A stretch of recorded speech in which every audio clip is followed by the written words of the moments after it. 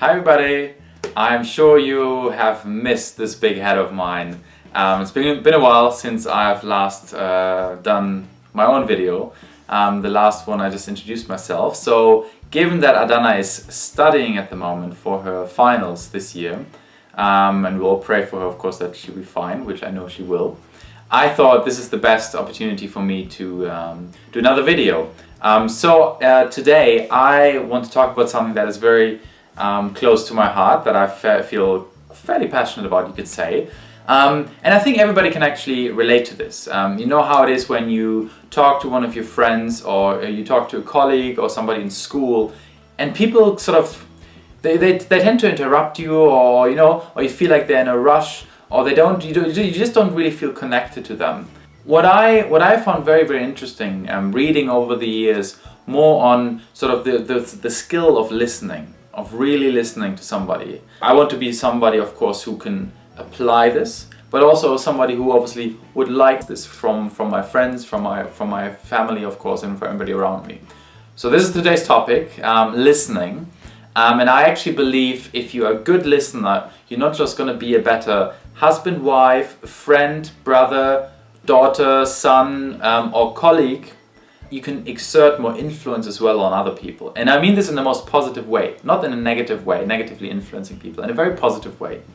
So think about, if you ask somebody what would be the number one skill that you would like to have that you think would make you more influential. So people would say, okay, I want to be more knowledgeable in general, I maybe need to be able to speak very eloquently, or I want to become a very confident speaker on stage, let's just say, right? When it comes to presentations in front of the class or in front of your work colleagues or whatever. But you hardly ever hear anybody say, oh, I need to become a better listener, or I want to become a better listener because I believe that would make me more influential. And that's actually my point today, that I actually believe this is one of the most important skills if you want to become more influential.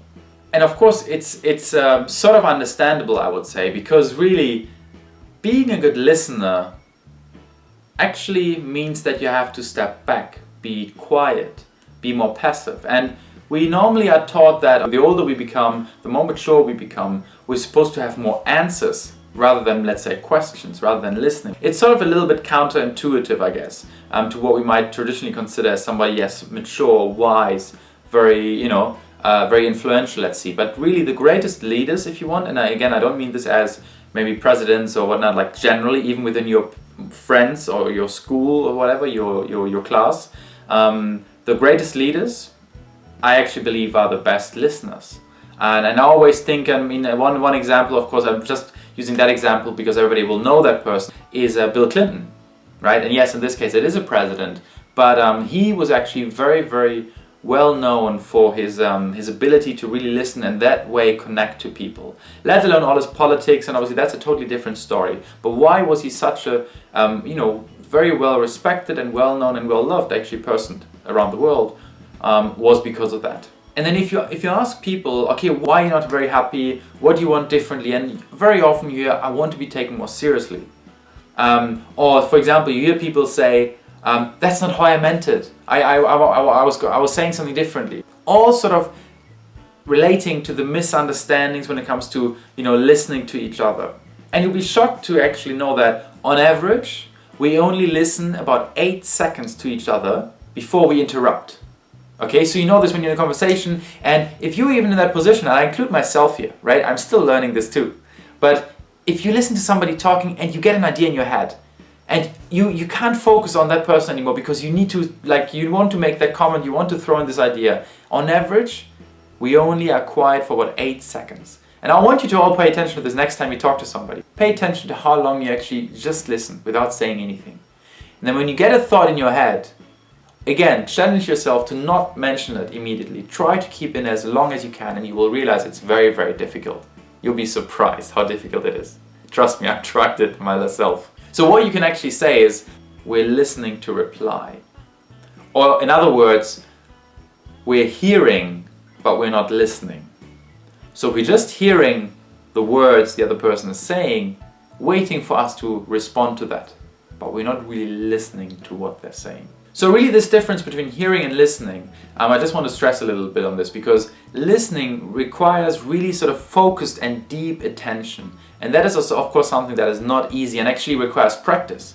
Not many people know how to do this well, and it requires you to practice and pay attention to it, actually, to be aware of this. And the reason why it's so difficult and maybe not innate for all of us, it requires a lot of cognitive attention. Because what happens actually, we have to engage our whole limbic system in the brain, and this is the most difficult part. So why is it so important to really listen for you to be more influential?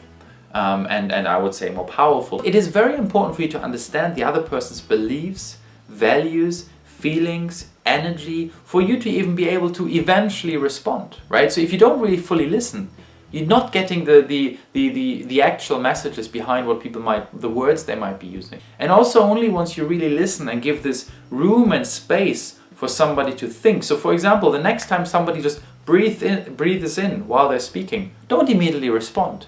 How often have you actually realized that in the past few conversations when there's actually a break of silence for a few seconds? You might think this is awkward. We're sort of taught, okay, it's awkward if there's a little silence. But sometimes this is actually the most important part of a conversation, to give each other room to think.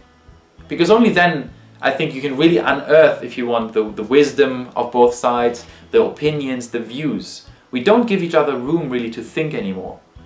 So I want you to try this as well, to really take time. If there's a little bit of a break, that's fine. Let the other person think. And this really gives, I think, both sides a sort of feeling of empowerment. Emotions are the most powerful tool in a way. Words and whatnot, actions, but really, this is the feeling empowered is really, really important. And then I would say also why it's so important to exert influence is, of course, the power of questions. Because you can basically, once you listen properly, you get the feelings, the emotions, you make the other side you feel empowered, and then you can really steer the conversation by asking the right questions. And there are, of course, many additional sort of ways of talking about, okay, what are the right questions? What should I ask? So questions are, if you want, the weapon of influence, if that makes sense. I don't even know if that is something you can say, but that's kind of how I would put it. And then maybe to look a bit, sometimes it's easy to understand a topic by just looking at the opposite, what you're not trying to be. So just a couple of points, what I believe I don't want to use the word a bad listener per se, maybe, but somebody maybe who's not yet really hasn't practiced that a lot. So for example, of course, somebody who is quite impatient, somebody who easily judges as soon as they hear one word or one sentence, they immediately judge the other person. Somebody who doesn't even consider listening as a real skill. Of course, somebody who doesn't practice it, and I am aware myself. You first have to be aware of it for you to even be able to practice it. And by the way, this practice takes a long time, right? You need to do it over and over again. Eventually, you start realizing when you talk to people, you think about those things, and you're like, oh, actually, that's exactly just what I did. So next time you try to not do it, maybe. So those are a couple of things that obviously are maybe signs for somebody who's not yet a very good listener. And then lastly, I would maybe like to finish this with a quote from a very great author, and I can highly recommend looking up some of her work. It's Nancy Kline, and the quote is, if you give attention, born of deep interest in what the person thinks and will say next, they will think better around you than they will if you interrupt them or listen only in order to reply. Attention is an act of creation. Listening to reply is different from listening to ignite. As the thinker, knowing you will not be interrupted frees you truly to think for yourself. And with that, I would like to thank you all. I hope there were maybe a couple of points that you found interesting, that a lot of you can apply next time you listen to somebody. And hopefully will also change the way you feel those conversations go, and the way maybe people look at you as well, and they'll come to you more often, they'll take you more seriously actually, because they feel comfortable around you. Otherwise, if you have any questions, let me know, of course. Any other ideas, I will try to make more of those videos, because I have a lot of those sort of things in my mind, and I'm very passionate, as I said in the beginning, about those topics. And yeah, thanks for watching, guys. Bye bye.